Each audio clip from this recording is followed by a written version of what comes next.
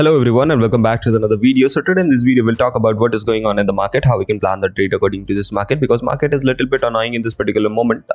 Annoying से मेरा मतलब है कि वो कोशिश कर रहा है बार बार ऊपर जाने के लिए, साढ़े को जाना नहीं चाहिए ऊपर, लेकिन फिर भी स्ट्रांगली अपसाइड मोमेंटम लगाने की कोशिश कर रहा है. तो वी विल सी कि whether the market is trying to go in this particular moment because 4 hour time frame में प्रॉपर कंसोलिडेशन चल रहा है, जहां पे मार्केट अपने बॉटम को ब्रेक डाउन नहीं कर पा रहा है, at the same time frame अपने हाइस को ब्रेक डाउन नहीं कर रहा. प्रॉपर कंसोलिडेशन है. This is the consolidation phase of the market where the market is consolidating in between the range. ठीक है, इसी रेंज के बीच में कंसोलिडेट कर रहा है बहुत लंबे टाइम फ्रेम से. हम इसी के बीच में ट्रेड कर रहे हैं, इसी के बीच में ये कंसोलिडेट कर रहा है, इसी के बीच में सारी चीजें हो रही है. ठीक है, बॉटम पे आता है, फट जाता है, टॉप पे जाता है, गिर जाता है. What is going on we don't know. ठीक है, डेली टाइम फ्रेम पे देखोगे तो market is trying to go high. ठीक है, अब उसने कैंडल भी क्लोज कर चुका है वो ऊपर की साइड. रिट्रेसमेंट अभी भी नहीं हुई है, बहुत बड़ा इम्बैलेंसेस नीचे पड़े हैं, बहुत सारे प्रॉब्लम है यहाँ पे. ठीक है, बट 4 आवर टाइम फ्रेम में कंसोलिडेशन हो रहा है. अब क्या कर सकते हैं अपन? ठीक है, देखो अब लोअर टाइम फ्रेम में आ जाते हैं, जैसे कि फॉर एग्जांपल के लिए 1 आवर टाइम फ्रेम पे आ जाते हैं. 1 आवर टाइम फ्रेम पे लेट्स सी कि what the market is trying to do.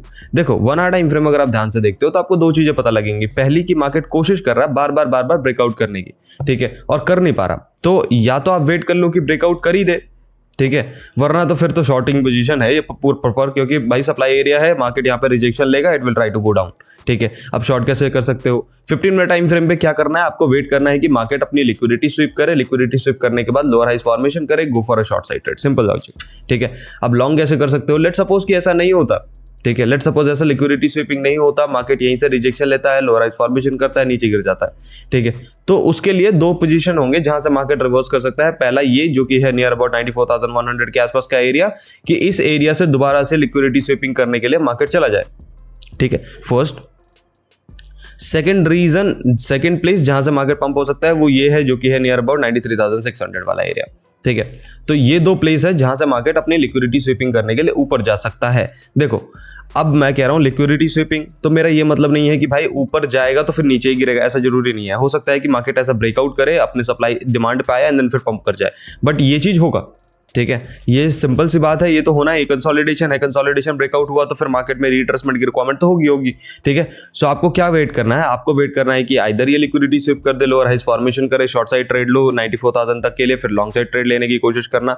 नहीं करता फिर भी आपको वेट करना पड़ेगा 94,000 या फिर 93,600 700 के आसपास आने का, फिर लॉन्ग साइड ट्रेड ले लो. सिंपल लॉजिक है, यही चीज चल रहा है बीटीसी में अभी के टाइम फ्रेम में. इससे ज्यादा कुछ आप कर नहीं सकते. अभी तो हायर हाइस फॉर्मेशन कर रहा है, तो if you want to, simple है ना, if you want to take a long side trade you have to wait for the market to come to the demand area, then you can go for a long side trade, है ना.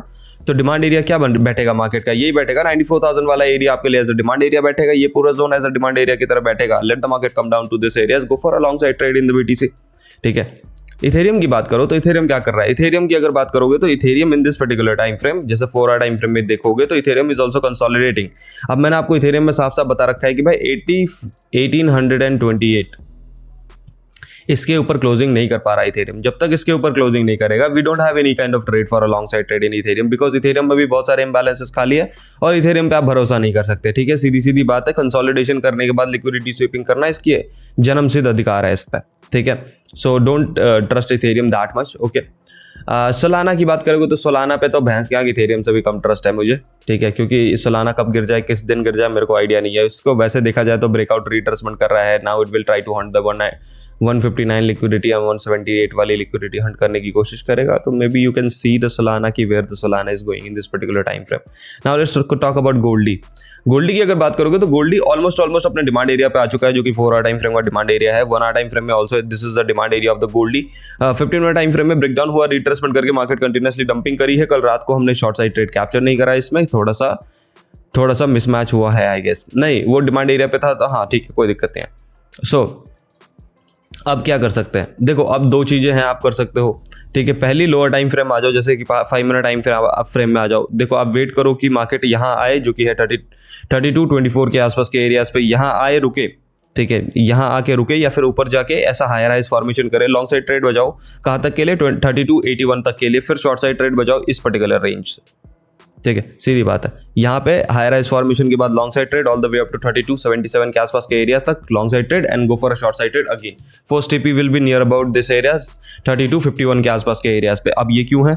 क्योंकि 15 minute time frame में market के पास कोई भी एक significant retracement नहीं है, तो मार्केट एक रिट्रेसमेंट करेगा लाइक दिस एंड देन फिर it will try to dump like this. ठीक है, सो यहाँ से ये पूरा मोमेंट कैच करना है इसको शॉर्ट के लिए। ठीक है, so you have to wait for a moment. जब मोमेंट बने तो उसके हिसाब से ट्रेड लेने की कोशिश करना। 5 मिनट टाइम फ्रेम में कंफर्मेशन का वेट करना, लोअर टाइम फ्रेम पे नहीं।